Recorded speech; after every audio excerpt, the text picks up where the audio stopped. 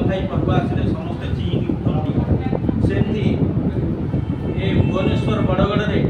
गणेश महोत्सव युवपीढ़ी समस्त मन में आनंद उत्साह उद्दीपना जागृत हुए समस्ते व्यस्त रही था समस्ते समस्त कार्य सुचारू रूपे करती ए वर्षर आकर्षण आम ए वर्ष रोषणीटा डीजे मुक्त करूँ भूषाणीटा मद मुक्त करूँ समस्त कार्य किभली सभ्य मानक धरी सुचारू रूपे हो पार से श्रीजुक्त संग्राम माता तत्वविधान एवं समस्त सद्य माने आप्राण उद्यम चेष्टा जारी रखिए।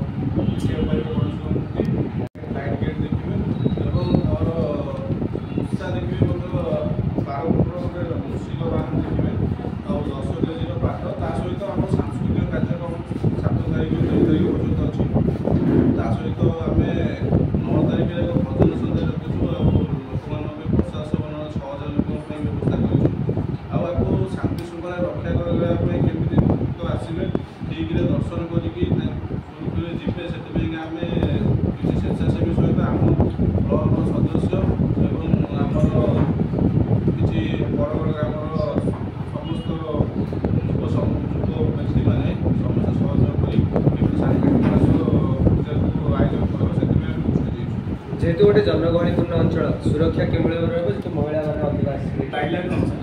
आम एथर 100 शिक्षापति आम देखिए लेडीज जेन्ट्स सहित आम 25टा कैमेरा सीसीटीवी कैमेरार आयोजन करा बजार भी एक्सट्रा 10टा कैमेरा आयोजन करा जो मैंने हैंडिक्याप्ड अच्छा व्हील चेयर व्यवस्था कराई सब प्रकार सरकार गाइडलाइन अनुसार आम व्यवस्था करमी कौन भक्तर किसी असुविधा हो जेहेतु एत बड़ मूर्ति रही तेरे भसाणी के भाव में स्वतंत्र कौन रही स्वतंत्र हूँ आम भसाणी एक्चुअली ना आम डीजे मुक्त भसाणी जहाँ सरकार कहते पदमुक्त जो ये रोषणी हम कौन प्रकार भसाणी ना आम से पा स्प्रे कर भसाणी आम आयोजन कर केमती आयोजन कर आम 2टी टैंकर मगेकी पा स्प्रे कर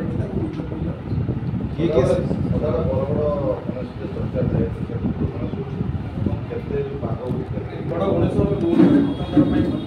तार उच्चता हूँ 57 फुट्र गणेश मूर्ति एथर कही सहित 10 किलो रूपार पातल कराई 12 फुट्र मूसा भी कराई आ 57 फुट्र गणेश को नहीं 57 केजी लड्डू भी एथर मुख्य आकर्षण आम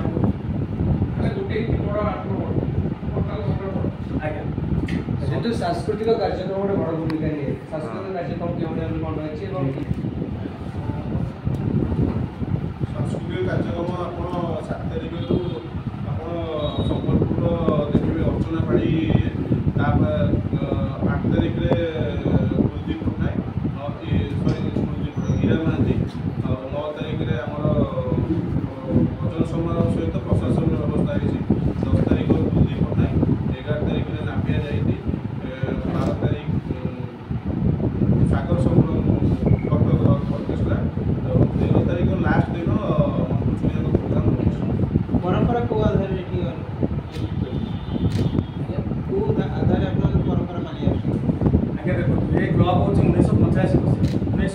मसीह गणेश पूजा कर यहाँ आम 43 बरगड़ ग्रामवासी मैंने एकाठी गोटी पूजा कर बड़ आकार गणेश करने मिलित बैठक में उद्घोषण कर आधार आम बड़ गणेश करा लोक मैंने बम्बे जाती बड़ गणेश देखा आगुरी परंपरा नाला तेणु आम ग्रामवासी पाखापाखि एरिया लोक कहते ना आम ये बड़ गणेश से आम बड़ गणेश करने आधार